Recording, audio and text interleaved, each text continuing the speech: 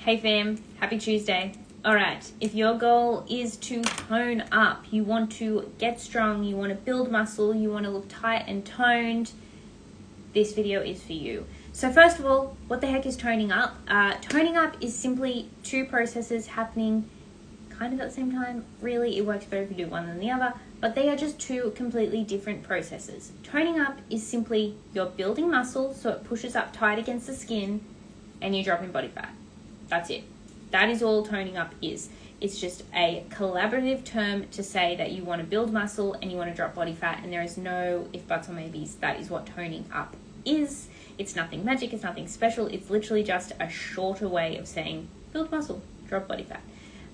Why do we build muscle? The focus, I use this analogy in another video, and it's like, okay, you know, if you have really big boobs and you put a tight shirt on and it sticks out against your shirt and you can see your boobs through your shirt, that's building muscle.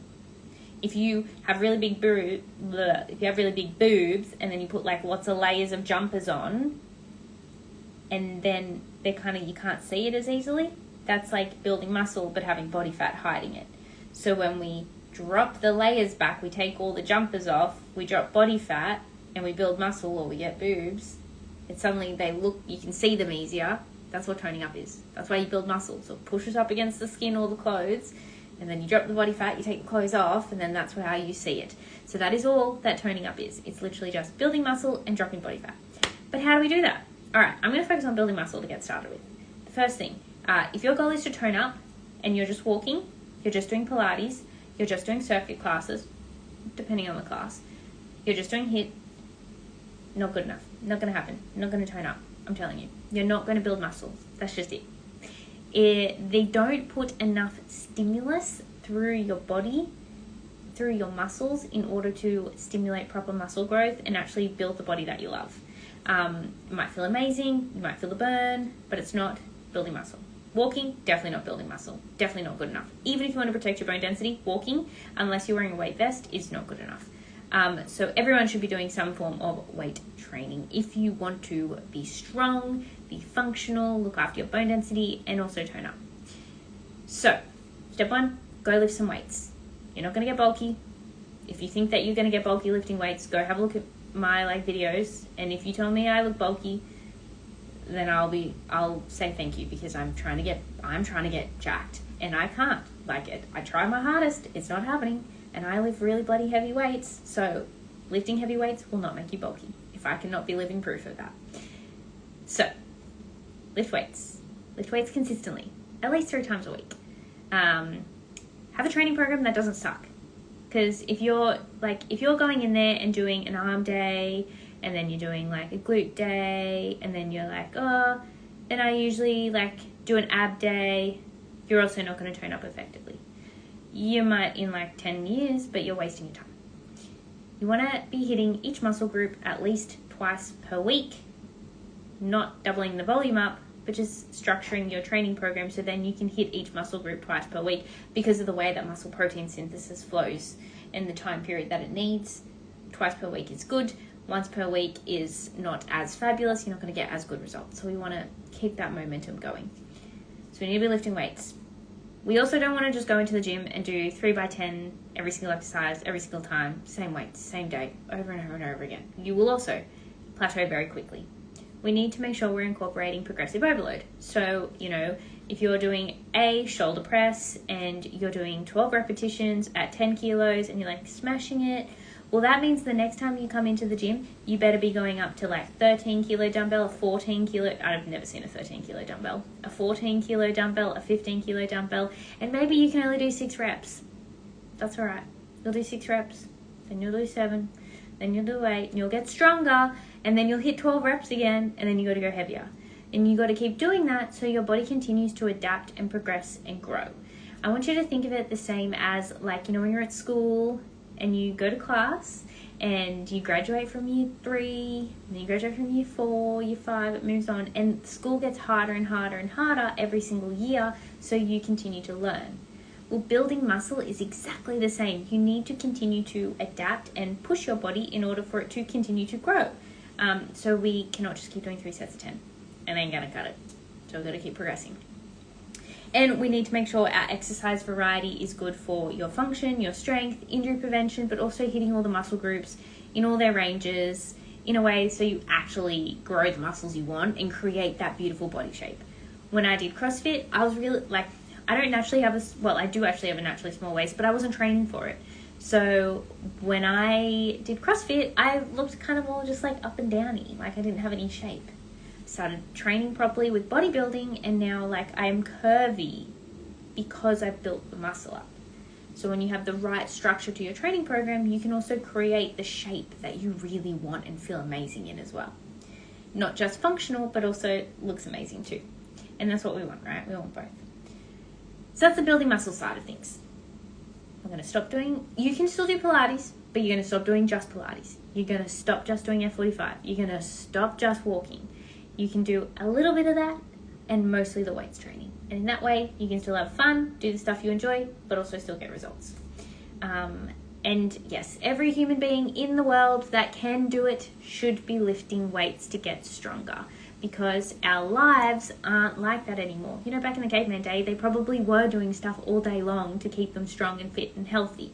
But so many of us live a really sedentary life, sedentary work, so you're not using your muscles. And if you're over the age of 30 and you're not strength training, you're losing your muscles every single year. You're losing muscle, getting weaker. It's just going to increase in body fat. You're just not going to be happy. You're not going to be strong. You're not going to be functional. Give yourself 30 years time and you're in a nursing home to just start strength training or weight training. Same shit. Okay, so that's the training side of things. Now, but I want to tone up. What do I do? You need to eat high protein. If you need to drop body fat, and not everyone needs to drop body fat to tone up. Some people just need to focus on building muscle first before they need to drop any body fat. So it's really unique to you whether toning up means building muscle and dropping body fat. I have some ladies in my program where they're trying to tone up by just building muscle. We are in a calorie surplus. We are not trying to diet, because they do not need to drop any more body fat first. They need to build the muscle up, because if you drop body fat when you have no muscle, you're just going to look skinny fat and you're going to be unhappy. So some people need to, either way, your training should be focused on building muscle, but not everyone needs to then also focus on dieting and get a calorie deficit. Sometimes maintenance is enough. You're going to get bloody good results on maintenance.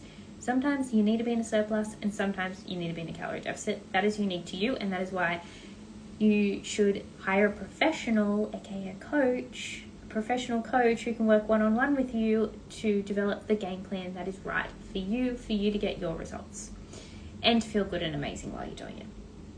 So with our nutrition, if you want effective, consistent results, we need to stop eyeballing, we need to stop just eating clean, and we need to stop just watching what we're eating. Because honestly, they don't make sense to me. You can eat clean and still be eating 1,000 calories or 5,000 calories. Eating clean does not make sense, doesn't work. You can watch what you eat and still be eating 5,000 calories, or you could watch what you eat and be eating 1,000 calories and be starving and hungry. So just eating clean, just watching what you eat, just being careful around your food doesn't guarantee success. It's if you're life is 100% takeaway and you're cool, I'm going to start by having a bit more of a balanced diet, I'm going to be a bit more cautious about what I eat, I get it. That kind of works. You're going to see a little bit of progress with that, because anything is better than eating 100% takeaway, right? You're eating a little bit more healthy food, right? So yes, I can understand that.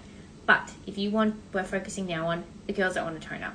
And tracking calories is the best way to do it. It doesn't have to be forever, but what it does do is it helps you actually understand portion sizes so you can know how to fuel your body right, how to still have the foods you love, the foods you need, how to fuel your training sessions, how to fuel your body and still feel amazing and understand what's going on in your body. The more knowledge you have, the more power.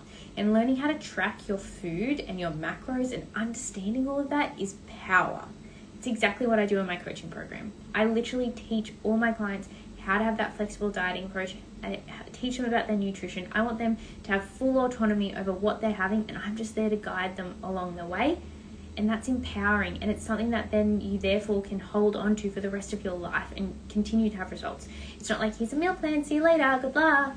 And then what do you do when you leave your coach and then you rebound back to square one again, and then usually it's those ladies that then come join me, learn how to track their macros, and have success for the rest of their life, even when they graduate from my program. So, learn how to track your food. It's not obsessive. It's not like, it's good. Power is knowledge. Knowledge is power, is what I meant to say. So first we've got to make sure we're eating adequate protein, because like as you're training in the gym and you're trying to build this house of, like, say your body is all bricks, protein are the bricks. You need to have them in your body in order to build muscle. So we need to make sure we're having adequate protein. That's definitely step one. And we also need to make sure we're having adequate calories to suit your goal, whether that's the deficit, whether that's a surplus, whether that's maintenance. We need to have adequate calories in order to fuel your workouts, to fuel your hormones, to feel good, to fuel your brain, all that jazz. Like everything, you get it, we need food. No food is good or bad. No food is off the table. There are some foods that are better, and there's some foods that, you know, are more fun and just like not really giving you a nutritional benefit, but it might give you a mental benefit. So, you know, there's certain times for foods, right? Chocolate, like every day, yes please. Bread is just a carbohydrate. Carbohydrates fuel our workouts. They're fabulous. You know, if you really want to nitpick, you can be like, cool, I'm going to bias all my carbs around my training window and then have less carbs later in the day or whatever. Like, you can do stuff like that. But fundamentally, you want to have the right amount of calories for your goal. And no matter what you do, your protein stays nice and high. And then obviously your fruit and veg and like all the healthy stuff. But I'm just focusing on how to tone up as the main thing. So we're going to stop eyeballing. We're going to stop clean eating. We're going to stop just watching what we eat. We're going to stop being cautious around our food. And we're just going to have knowledge about what we're actually doing. We're basically, when you say all those things to me, this is what I envision.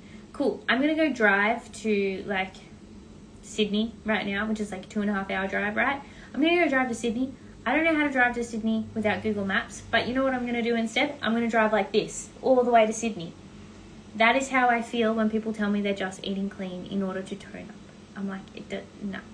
Eventually, yeah, you will learn skills. You need to learn the skills and earn the right kind of, I hate saying it like that, but you kind of got to, it's instead of like later down the track, then you can have an informed eating approach. But if you have no idea what a macro is, how are you going to eat to suit your goals? So we're going to stop driving like this, and we're going to start putting on our goggles and get our Google Maps up and get everything there so that you can actually get to your destination in an efficient, safe, timely manner. That's what tracking macros is. So that's what we're going to start doing, ladies. Now, that's a lot, right? It does sound overwhelming, and it doesn't have to be, and that's what my program's all about. It's like, keep it simple. What can you do now? And then how can we improve 1% at a time? And it's about keeping these habits sustainable and things that you can manage. If I throw everything at you at once and you've never done any of it before, you're like, whoa, man, I'm like, first you'll be on a roll for like 2 weeks, and then you'll be like, oh, Ashley, I can't keep up with this, it's too much. So what I do is I teach you how to, you know, some weeks you might be like 110%, let's go. You might smash 5 days in the gym. And some weeks work's really stressful, and so we're just going to have to dial it back to 3 days a week in the gym. But you still went to the gym. Maybe instead of hitting, you know, a 70-minute workout, you're doing a 30-minute workout. But you're still hitting the gym. Your protein, maybe you didn't have time to meal prep this week because you were away on the weekend. Cool, that's fine. Go get some ready-made meals, go grab some ready-made options and just throw it together. It will do until you can meal prep next. It's about making options, like picking choices and doing actions that are getting you towards your goals in a structured way that still keeps you on track. And that's what my program's about.